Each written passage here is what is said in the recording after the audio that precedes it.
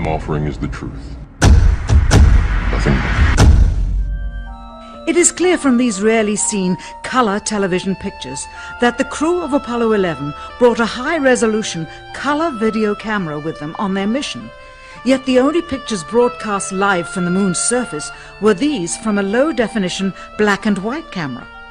In fact, the networks complained because in addition to this, they were forced to shoot the images, second generation, off of a projection TV of the technology of 30 years ago, and were not even allowed to take a direct feed, which further degraded the quality and clarity of the images. Perhaps this was precisely what NASA and the federal government had in mind. After all, it was a first, regardless of where they were. Better to open up their debut mission with fuzzy pictures and numerous blackouts, rather than show too much revealing detail of a false scene that was yet unproven. And finally, the element that seals their fate. Of all the footage of Apollo 11 requested from NASA over a 5-year period, one gem was discovered just before the completion of this documentary. An old reel received by mistake.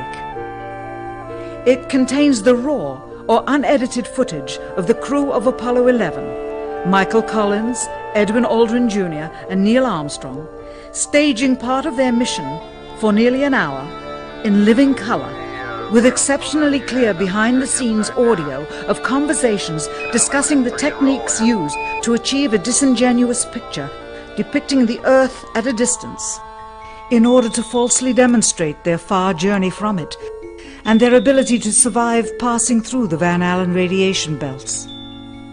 It cannot be misconstrued that this staging was done for some other reason prior to the mission, for the reel itself is slated and dated July 18th, 19th and 20th, 1969, the very days of the mission when they were said to be approaching and achieving lunar orbit. Furthermore, it is apparent they are in genuine zero gravity aboard the actual spacecraft, necessary to convince the mass media of their authenticity, just not any further than Earth orbit, as you will see.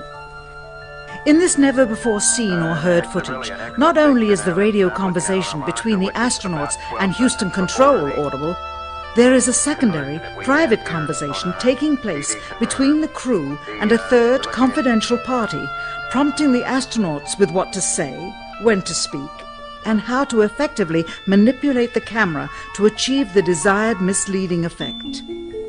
NASA claims that the Houston transmissions were the only ones taking place with the astronauts. Listen now as Houston Control initiates a conversation with the crew, only to find them too preoccupied with the behind-the-scenes trickery to respond.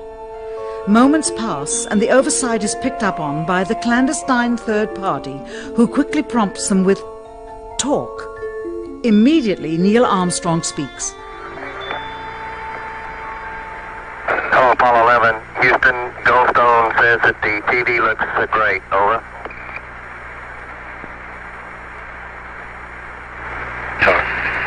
Okay, Roger. We're coming in on Earth. Again, the illusion they are attempting to create is the Earth at a distance to demonstrate their far journey from it and their ability to survive passing through the Van Allen radiation belts. Understand, too, that only about 20 seconds of this raw footage was ever broadcast to the public, and these conversations discussing their deception were believed to be private, until now. Here they discuss that these television transmissions were in fact not broadcast live as everyone believed. They were first screened and edited for playback later. Roger, Neil. We just wanted a narrative such that we can, when we get to playback, we can sort of correlate what we were saying. Thank you very much.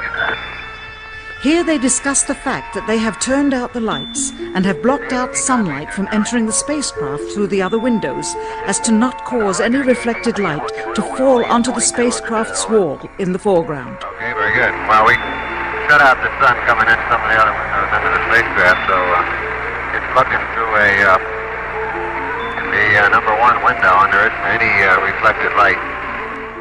The reason this was done is so that the truth of the matter would not be revealed. It is this. though the federal government would have you believe that this is a view of Earth from a distance out of the spacecraft's window as it nears the moon, it is not. What they have ingeniously done is placed the camera at the back of the spacecraft and centered the lens on a circular window in the foreground, outside of which it is completely filled with the Earth in low orbit. The circumference of the window then appears to be the diameter of the Earth at a distance, with the darkened walls of the spacecraft appearing to be the blackness of space around it. That is why they wanted the interior dark and blocked out the sun from entering through the other windows. Here you can see the extruded window, probably 2 inches thick at the bottom. This is because the Earth's shine is coming in at a downward angle. It also causes the Earth to appear to be an irregularly shaped circle, for you are seeing the outside of the window at the bottom and the inside of the window at the top, which together form 2 different sized halves of a circle. Subsequently, this take was never used. As they perfected the shot, a crescent-shaped piece of black material was inset slightly into the window to create the illusion of the Earth's terminator line dividing night and day. It is uncannily convincing. During this segment, intended to be edited and played back later for the worldwide television audience, dated July 18, 1969, Neil Armstrong condemns himself as he states that he is 130,000 miles out, or halfway to the moon, as the NASA flight log also states on this date, when he is in reality in low Earth orbit of a few hundred miles. Roger, Houston, Apollo 11. Calling in from about 130,000 miles out. Here, during another segment, also intended to air after review, Neil Armstrong falsely explains to the viewers how the shot is attained by putting the camera's lens to the window's glass, as it would have to be if they were the claimed distance away from the Earth. We only have one window that has a view of the Earth, and it's filled up with the TV camera. If the window was completely filled up with a TV camera, as he stated, then an astronaut's arm would not be able to get between the camera and the window, as it obviously does here in this outtake. South America becomes invisible just off beyond the Terminator or inside the shadow. You can also notice how the astronaut operating the camera reacted to the mistake by attempting to pan away from it. Blue gas, see white bands of major cloud formations across the Earth. This is a segment that they believed wasn't even being recorded, much less suitable for broadcast, for the lens was being zoomed out and the scene was being changed to that of an interior of the astronauts at work, and apparently the stop button popped back up on the recorder without notice. Here is the diffused work light that they used to see camera controls, but not throw light onto the spacecraft's wall. Here they remove part of the crescent insert.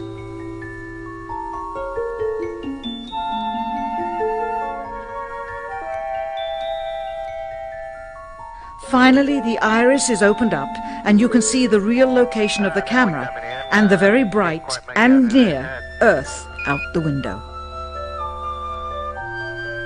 Here is the slate for the 19th of July, and the same shot of trickery on the 19th of July, and then the 20th, and the same misleading shot on the 20th.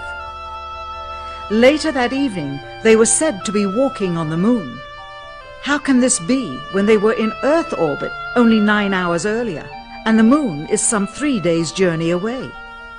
Furthermore, if they genuinely went to the moon, why would they be faking any part of it? Why this trickery with the window? By faking being halfway to the moon, it becomes apparent that they did so because they could not even go halfway, since the same equipment was used on the subsequent missions in the 40 months that followed. None of them could have gone to the moon.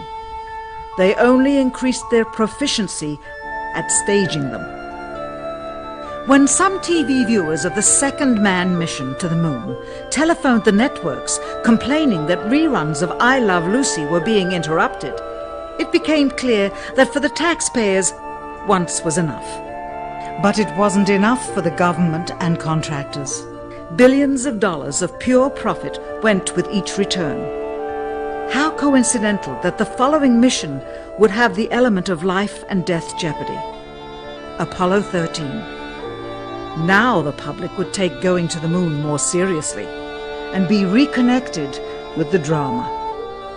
We now realize that perhaps the reason Neil Armstrong has never given an on-camera interview is because he doesn't want to lie anymore. Also surprising is the scarcity of photographs of the mission's chief pioneer, Neil Armstrong, the greatest achievement in human history, and of the man whose first step echoed around the world, dawning a new age of scientific enlightenment. There is only one full-body picture of him on the moon, besides this ghostly reflection. This one, taken by an automatic camera mounted on the side of the lunar module. Perhaps he feared liability should the whole conundrum later become unraveled. Perhaps he has forgotten that he attested to the authenticity of the event with his signature on this plaque engraved by the federal government. In fact, in the more than 30 years since the event, aside from NASA's initial press conference and the occasional brief anniversary remarks where few questions were permitted, he has never given one on-camera interview to anyone, ever. Mr. Armstrong, Bart Sibrel, ABC Digital. Wanted to give you the opportunity to swear on the Bible that you walked on the moon. Will you put your left hand on the Bible and swear to God that you walked on the moon? Gentlemen. Mr. Sibrel. Yes? If you really walked on the moon, why would you not do that? So why don't you just put the into the record in the argument and put your hand on the Bible, swear to God you walked on the moon. Mr. Sibrel, knowing you, that's probably a fake Bible. Really? Well, no, it's a real Bible. You have the opportunity to have $5,000. The meeting is not open. Well, you have $5,000 cash. You can give it to charity if you swear on the Bible that you walked on the moon. So why don't you put your hand on the Bible and swear to God that you walked on the moon? Mr. Sibrel, you do not deserve answers. Neil Armstrong, you mean the first man to walk on the moon? Talk about a fish story. Yeah. Man, and they're buying it. Oh, yeah. Yeah.